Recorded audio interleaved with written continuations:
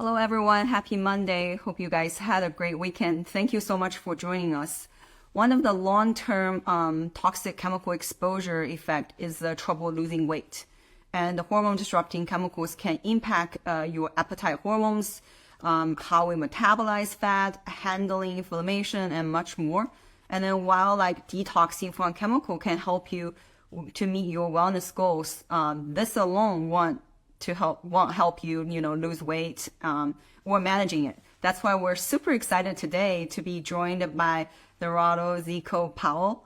And Zeco is a master trainer and weight management expert and is the host of the Matter Over Mind Experience podcast. And Zeco is always sharing some amazing weight management tips on his Instagram profile, Zeco Health. So we're really excited today to ask him some follow-up and on practical weight management tips. So it looks like...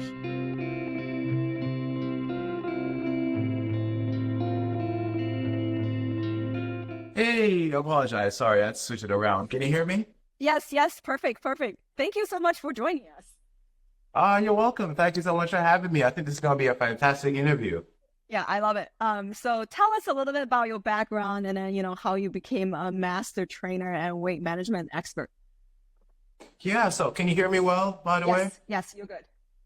Okay, so just not to make it too long, well, a few years ago, I've been fit all my life. I've trained for different things, worked out. Since I was 18, I've always been in the fitness industry somehow. But I was never healthy. No matter how low my body fat was, no matter how much muscle I had, I wasn't healthy, right? And which I think is the case for most people. Mm-hmm. Now, as I had asthma problems, I had eczema problems, I had allergy issues, blood pressure out of control, even at a younger age, right? I was still in my late 20s, early 30s, had all those problems. So I wasn't healthy. So what kind of triggered me was one day I had to go to the doctor because I couldn't breathe. I could barely breathe. Like, my asthma has been my biggest issue. And he moved me from just the rescue inhaler to where I was taking Advil and put me on some pills. And pills, that was the thing for me. I hate pills. Even in supplement form, pills and I do not get along very well. And also I was thinking, once you have me on those three, what's going to happen later on? 4, 5, 6, 7, 8, whatever it's going to be. It must eventually in my 40s, I'm going to have like a thing with like a pill for every day. Kind of, Monday, Tuesday, Wednesday, I take this pill. My brain was always trying to play that game. And I was like, no, I can't do this. No way. So I asked my doctor, I said, hey, doc, what can I do to get healthier so I don't have to take this medication? And he was like, well, you can try improving your diet, but had no true advice for me, right?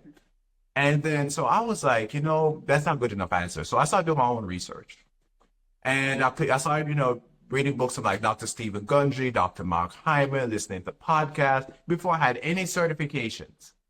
And long story short, over 3 years now, no allergy problems, no blood pressure issues, eczema gone, completely everything. I'm not going to use the word heal for legal reasons, but they say reversed, right? And I feel better than when I was on medication. Now, as far as answer your direct question, is I've been studying nutrition, metabolism, fitness training for years, and I ended up now with 8 certifications, just added another one from Lumen, which is a Lumen metabolic coach. So I have and in our field, once you have at least 6 certifications, you're a master trainer. So I've already completed that. But I also added on nutrition specialist, weight management specialist, and then Lumen metabolic coach to my criteria as well. Wow, that's like so impressive. I think this echoes with so many people, how so many people experience is like once you go to a traditional like Western medicine doctor, they give you one pill and then one pill become 2 and 3 and 4. And then you just like, this number just keep adding on. And then you don't necessarily feel better, which is like really, really crazy. And it costs a lot too. Exactly. So like nearly like 1 in 3 adults are considered overweight. Like, since we're talking about weight management today, like why is this like so common? If you ask, this is one of the questions where if you ask 10 different experts, you're going to get 10 different answers, right? I think all the answers are kind of come down to the same core, but our approaches to it are going to be different. My blame is social media, not blaming social media itself, but the way we use social media. Like I have that saying, like guns don't kill people, people with guns kill people, use guns to kill people. I say that with social media. That's just my opinion. Not trying to be insensitive to gun control, by the way, just put it out there. But what I'm saying is that we go on social media now and you see everyone talking about willpower and everyone talking about how they look in this and surgery, and we're get so caught up in the physical aspect of weight management and weight loss. But that's not what it's about. It's about your health, which most people don't talk about. Are you healthy? I'm gonna tell I brag on I'm about to be 40 this year, and I tell people all the time, I love my age. I was talking to my cousin this morning. I told her that I never knew what 40 was going to look or feel like, but I damn sure didn't think it was going to look and feel like this. I feel fantastic, right? I had my fastest time of the year today, coming off an injury, a soccer injury from last year, rehabbing, feeling great, nutrition on point, 12% body fat, building muscle, mentally clear. Everything just works well. Running my podcast, running a business, counseling people, doing lives, all these things, waking up at 6 o'clock almost pretty much every day, with energy, feeling amazing, sleep optimized. Most people don't feel like that at my age, right? Now, why? It's because I'm healthy. Why do I my body's I build muscle and burn fat? Because my metabolism is healthy. Not because I eat 1,000 calories a day and hate myself. It's because my metabolism is healthy. Okay, there are times I remember someone dared me one time to track my calories, right? Because I don't ever track. I just eat when I'm hungry. And I tracked my calories that day. I ate almost 3,000 calories that day. And most people are like, whoa, that's crazy. I didn't even gain a pound. My metabolism is that healthy. It's flexible. That's why we talk about being metabolic flexible. So to answer your question, people aren't healthy because we're not thinking about getting healthy so we can slow down the aging process so our bodies can actually build lean muscle. Because you know about sarcopenia, the loss of lean muscle as we age. Well, the only way to slow down sarcopenia is not by lifting more weights, it's by slowing down the aging process, the biological aging process, not the chronological. We can't do that, of course, right? And we can't anti-age, we can just slow it down. I hate the term anti-aging, it makes no sense. So slow down the aging process. You anti-age, you're dead. That's something how you get anti-age. Other than that, you're gonna age some. That's what happens. So anyway, so by looking at slowing down the aging process, by looking at lowering inflammation, feeding your gut bacteria with oligosaccharides so your good gut bacteria can grow, which that good gut bacteria is connected to weight management as well. Doing the right training, having the right energy, feeding your body so you have energy so you can train properly and train well. Don't feel like, oh my God, I gotta go take 5,000 steps. Oh my God, I gotta go to the gym. Oh my God. Then you're never gonna really feel healthy. Like, I love working out. This is my week off from training, and I have to tell my body, Zeco, you're not gonna train. Right, because I love to train, but I feel my muscles tell me it's time and I'm listening to my body, but I have to force my body, you're not going to train because I have a lot of energy and I feel great. And to supplement that, you know what I did? I went running today. I was like, okay, let me at least do that, but I won't lift in the gym, so I feel good. So to answer your question directly, is because we're not looking at it from a health aspect. We're looking at it from, I just want to fit my bikini or some stupid goal. Unless you're an athlete, you don't need to diet. Diet is stupid. We don't need to diet. We need to fix our health. And if you fix our health, yes, dieting, all that stuff does come into play, and diet is what humans eat and all that stuff. We all know all that stuff, right? Yeah. But focus on it from a health aspect, not from a restrictive aspect, and not for an aspect of just a temporary goal, but setting up a life that you're actually going to love and thrive in. I love that answer because health is like encompassing so many aspects. It's not just, looking good, but it's also feel good, have like a mental clarity, and then all these other aspects. And then obviously like a weight management, unless you feel good and then you help being healthy, it's really hard to like achieve that weight management. So like, is this like how you think like weight management is related to like overall health?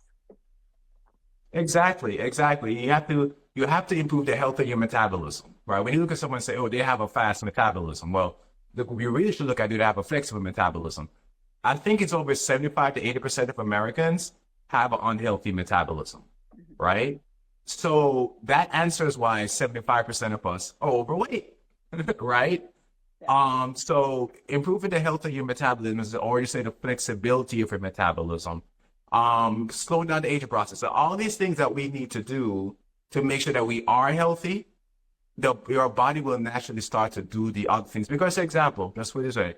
People who are overweight, and I'm not going to consider people who are muscular, which they can also fall into the category of unhealthy as well. Bodybuilders die of heart attack. That happens all the time. Um, they are actually aging faster. Their hearts have to work faster. I told someone the other day I woke up and my resting heart rate was 46 beats per minute, and I'm almost 40 years old. And I don't do chronic cardio. I'm a lifter. I don't do a lot of running necessarily, a lot of cardio. I'm a lifter, but because I'm healthy, my body does that, right? So again, approaching from the aspect of health, not from gimmick, is where you're going to be it's going to be more beneficial for you.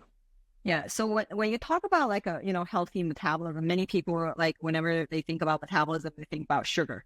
So like, what role does like blood sugar play in weight control and overall metabolism? We have so much information on that now. It's crazy. But it still depends. I think sugar in itself gets a bad rap because any information in the hands of the wrong people is dangerous. And that's when it comes again to, I don't think social media is bad. I think how we use social media is the problem. Social media can be used for situations like this where we're sharing and we're, putting out good information. But when it comes to sugar, I say stay away from adding sugar, period. Period. That instead of adding sugar to your food, add stevia, or, if you're going to do added sugar, maybe coconut sugar or a healthier version than just table sugar itself. Okay, that's not medical advice, just give something to think about, right? That's not dietary advice. That's just something to think about. However, when we talk about managing our blood sugar, because that's the actual question, it comes down to not spiking and dropping, and which is what most of us do. Whenever our blood sugar, our bodies regulate how much sugar, glucose to keep in our blood. Anything above that, it starts to store. Now, it can store it in your muscles, it can store it in your liver, or it can store it where? As body fat, right? Mm-hmm. So once your body gets to that point where it has enough stored, and that's where building lean muscle is important, because when you build lean muscle, your body has more muscle to store, because it stores more in your muscles than anything else, like 4 to 5 times. So the more lean muscle you have, the more you can store.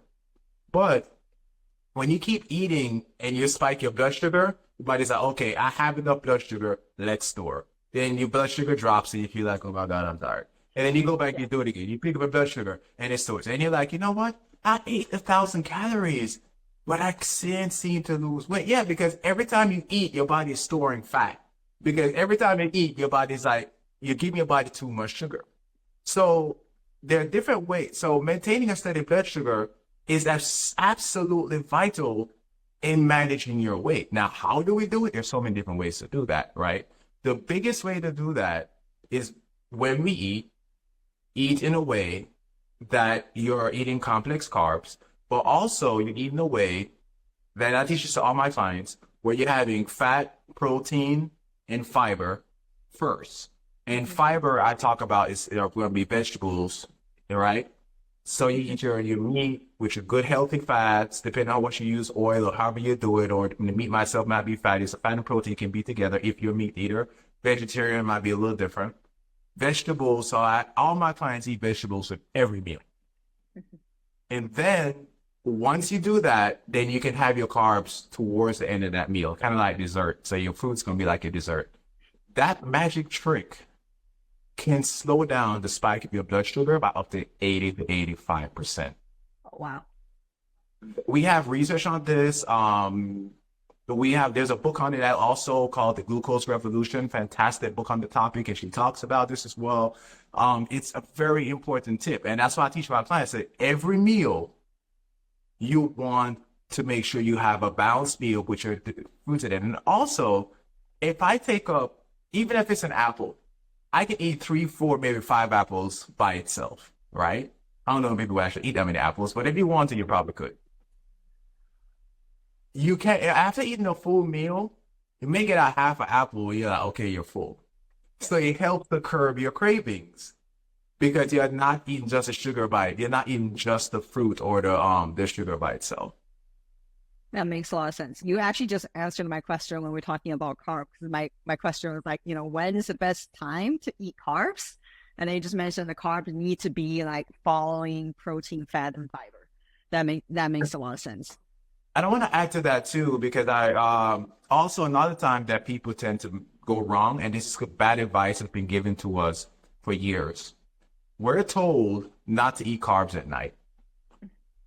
That's one of the biggest problems that we have. And the reason why is this, unless you're in ketosis, our brain prefers glucose and it runs on glucose extremely well, unless you're in ketosis, which is month I'm actually in ketosis.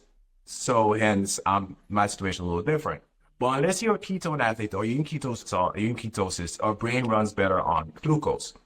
At night, when you're trying to say, cut my carbs, and you starve your brain, especially if you don't have enough stored glycogen at night, your blood sugar is extremely low. Our bodies then think we're in starvation mode. It actually kicks up our cortisol and adrenaline levels. And then when that happens, then it interrupts our sleep quality. And also, our bodies try to force itself to burn more sugars. It's trying to use and if you have very limited glycogen stores, oh my God, that can really impact your health, right? So imagine your blood sugar at night just completely unstable. You're probably having weird dreams and stuff like that. And then on top of that, your sleep quality sucks.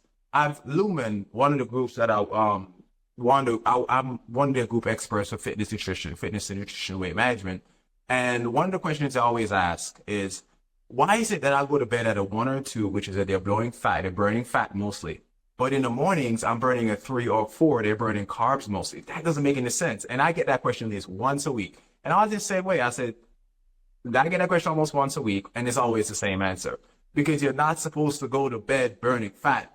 You're supposed to go to bed with some carbs. Now, how do you accomplish it? It's very simple. You can have dinner the way I described, with the protein, fat, fiber, make sure you have vegetables with every meal. And then at the end, you can have some blueberries, some cherries. You may want to think about apple cider vinegar with some honey and stuff like that. Just give your brain, I usually, every night before I go to bed, usually an hour before bed, I have maybe 10 cherries, a handful of blueberries. I usually drink my apple cider vinegar 30 to 45 minutes even before I do this. But I give my brain some glucose. So I'm not eating carbs like carb loading at night and thinking, I'm going to sleep well. That's not what I'm doing, because that also can spike your blood sugar. But I'm giving my brain adequate glucose so it can improve, so my brain can run well while I sleep and improve my sleep quality. And that can work like gangbusters for you. That makes a lot of sense, because if you have bad sleep quality and you are burning fat, not burning carbs, it's almost like a double whammy. Like that's like causing more like damage. And then obviously sleep plays a role in fat loss and all your overall health. So you definitely want to like sleep well. Yep, exactly. I also like you mentioned about having a little bit apple cider vinegar. I have seen research on having a little bit vinegar actually help curb glucose. Is that the reason you're doing that too? It helps to curb, and it also helps to slow down the blood sugar spike.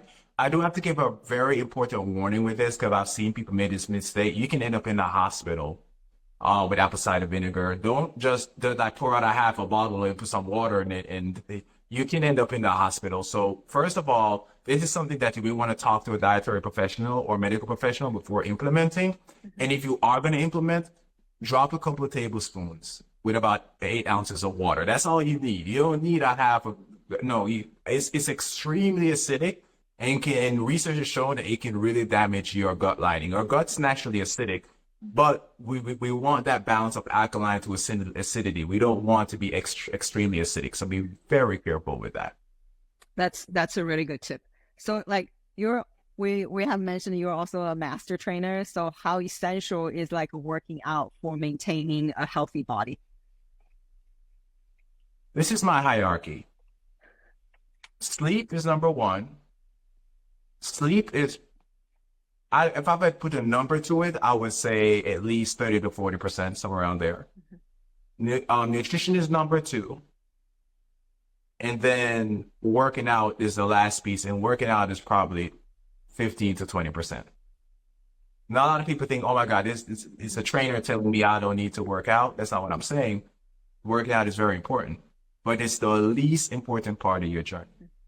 In fact, getting sunlight, biohacking, hacking your body, getting sunlight can be more important than the working out piece. Right now, movement is very important, but getting those positive ions, so we have research that shows that the sun rays actually interact with our adipose tissue and can shrink your adipose tissue. We have research on that. We have information that shows that that spending time outside, and if you go outside too, you're gonna walk, you're gonna move anyway. But the vitamin D, how it impacts weight management, right? So we know all that stuff, how the vitamin D and the sun rays can help you to lose weight. Now, the reason why I say that is this: you can work out all you want. If you are not getting quality sleep and your nutrition is trash, you're not really going to go anywhere. I've seen people in the gym who be in the gym for 2 years, longer than that, and look the same exact way. I've seen people take high intensity classes and they're in these classes for like years, right? And they just love going to these classes, haven't lost a pound that entire time. I've seen it happen. I've seen them gain weight, actually, and they work out all the time, right? Because everything else is not optimized. So training is very important. Now, this is where training comes in to be important, is as you're making, so I'm not saying you have to get your sleep perfect and your nutrition perfect. That's what I'm saying, but you have to work on those as well. And that's something I do with my clients. Where the training comes in is your training needs to match your eating, not the other way around. Right. So, for example, and I counsel people in Lumen about this. If you are a sugar burner and you want to switch your metabolism to be a fat burning metabolism, and essentially in most cases, you're going to try to get more lipase, fat burning enzymes. You're going to eat more fat gradually to have your body eventually create those enzymes.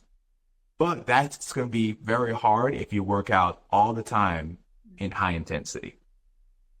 Reason why is because when you work above zone 2, so in zone 3, zone 4, and it's high intensity workout, any athlete will tell you, unless they're in ketosis, that our bodies prefer carbs and sugars for those workouts.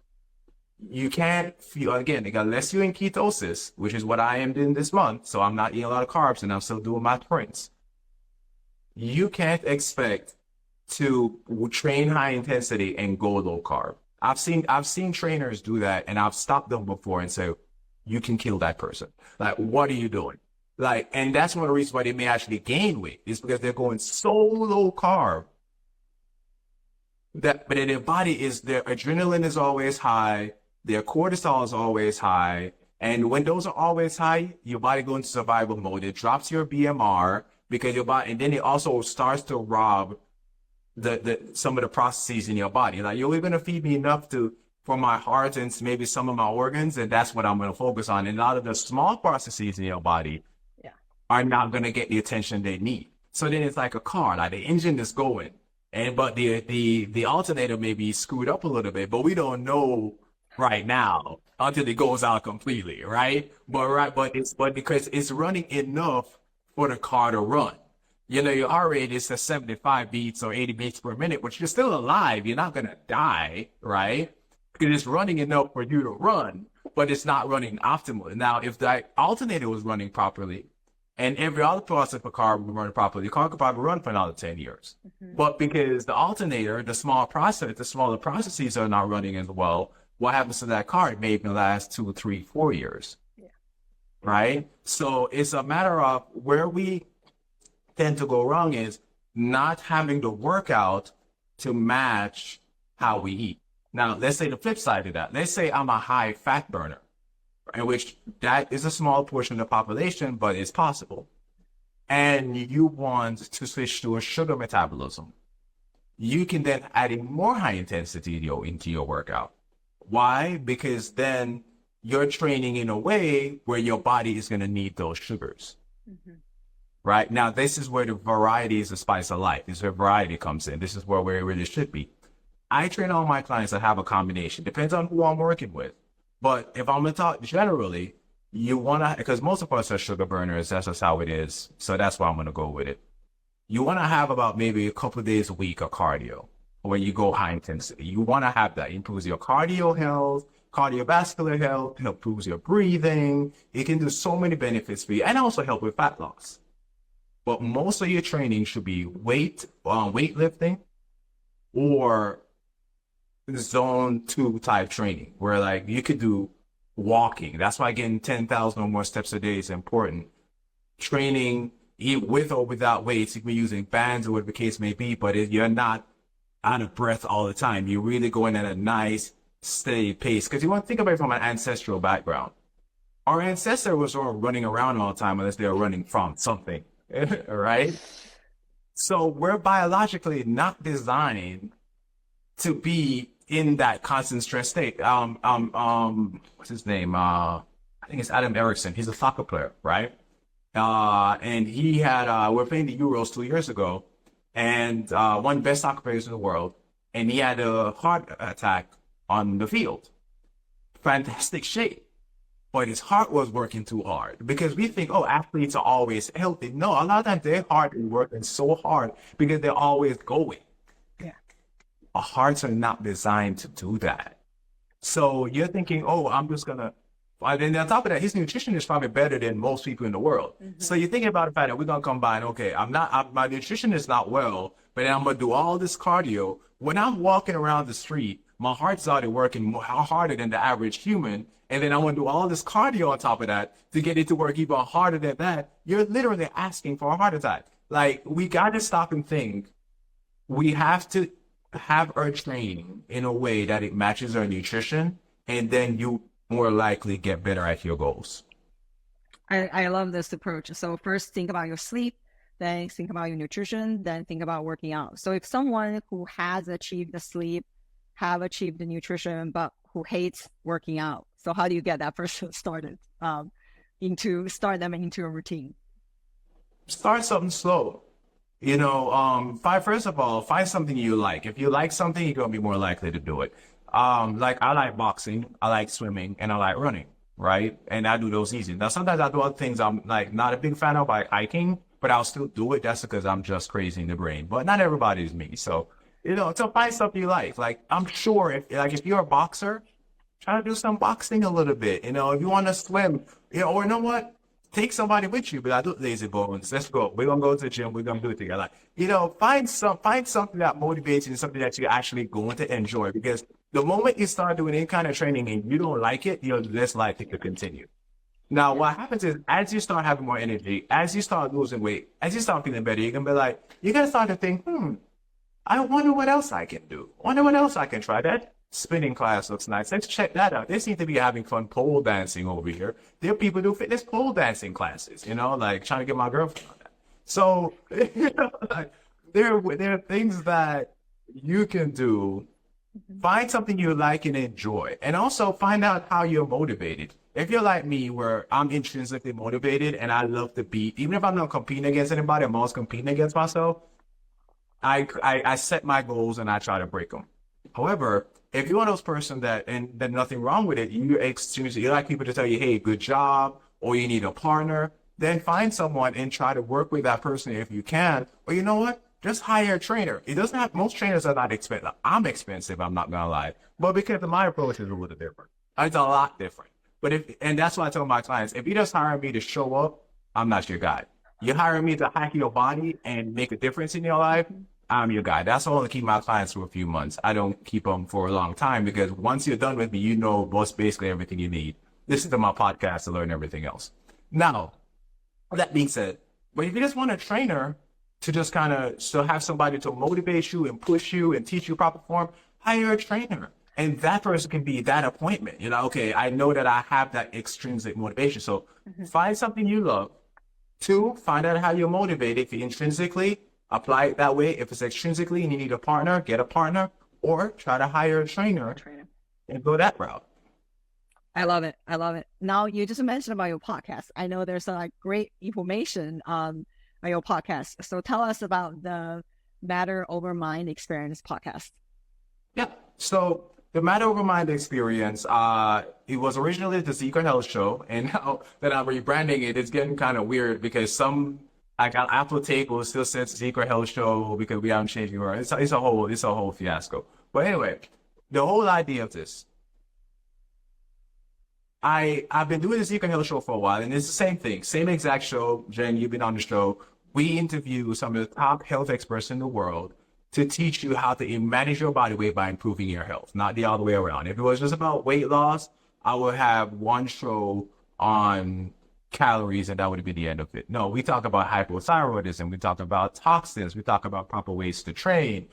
We get into, we talk about diabetes, blood sugar state. Now, what makes the show unique is I do a couple of things. One, no, I'm sorry, let me go on before I say that. So as I was doing the show, I realized, you know what? And I was on the interview with Dr. David Palogo. I thought about it because he talks about the catching point, where if we start to make gradual changes physically, our bodies will recognize, and we listen to our bodies, we will start to realize the changes that are happening, and then we'll start to slowly improve just by listening to our bodies. Now, people on the other side usually say, and we have so much scientific evidence that talks about that, right? People on our side say, will your way through it. You just don't have enough energy. I'm sorry, you just have enough willpower. Just get up and work out, right? I'm like, okay, just get up and work out. But the thing is that when I work out, I feel great, and I want to do it again because I'm physically optimized. There are people who just getting out of their chair hurts. There are people that moving around, you're creating more inflammatory cytokines. It's not a good feeling to get 10,000 steps a day. Freak, to get even 2, 3, 4,000 steps a day. It's not a good feeling. So then what you have to do, you have to get across that barrier, not by going to the gym and working yourself to death, but actually making small physical changes. And then as you do that, other things will start to happen. You will actually realize your energy is better. Your mind will be clearer. You'll function at a different level in all aspects of your life. You have to completely optimize it, right? You can only will your way if you are physically in that space that you can't will your way to that. Now, so that's how the rebranding started from the Zeco Health Show to the Matter Over Mind Experience, right? I always say that my little brain was struck with an idea so brilliant, it just might work. And that's the Matter Over Mind Experience, right?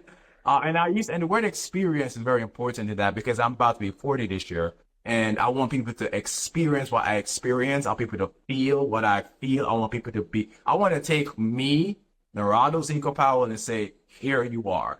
That's the Matter Over Mind Experience. Listen, follow, and learn these tips and improve your health. Now, what makes the show unique on top of that is I do 3 things. I do 2 interviews a week, and every weekend I do a short. And the short is about 10 to 12 minutes. And it breaks down a particular topic. So one short, I can be like, ways to exercise, keep your blood sugar steady. One short can be, these are the tips you can do to improve your sleep quality. Another short can be oligosaccharides and why they're important for your health. But one short can be, this is how keto can be beneficial, whatever, right? So I have those 10, 12-minute shorts you can just listen to and pick up tips. So if the interviews didn't do well for you during the week, or whatever, you can still listen to the short and pick up those tips. And so that's where that's beneficial. Another thing that I do is I do 2 episodes. I do 2 interviews a week, but in the last week every month, I do 1 interview on Tuesday. And on Thursday, I do a Q&A. And I pour questions that I've gotten from Instagram, from walking around in the gym, from people messaging me on my podcast. And I do a short Q&A, like 6 to 8 questions, and I answer those questions. Because a lot of times we think we're the only ones that have those questions. But when you start to listen, you realize that other people have those questions, and I answer the way so it can be beneficial to everyone.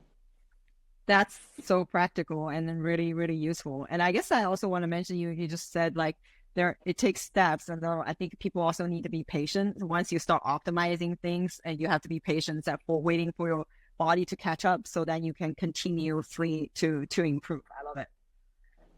So where can like our followers find the podcast and listen? Just about anywhere. Spotify, Google, Amazon, and Apple Podcasts. My favorite are Apple and Spotify, of course, but those are most where you're gonna find it. You can find the shorts and everything.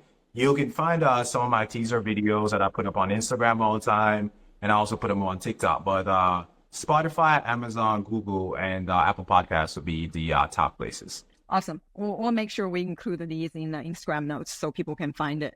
So thank you so much for joining us today and then giving us all these awesome tips. You're welcome. Enjoy the rest of your day. Yeah, thank you. And thank you everyone for joining. Like, make sure to follow Zeco at Zeco Health. And then because he's got so much great information, check out the podcast. So thank you. Thank you. Talk to you Bye. soon. Bye. You too. Bye, Jen.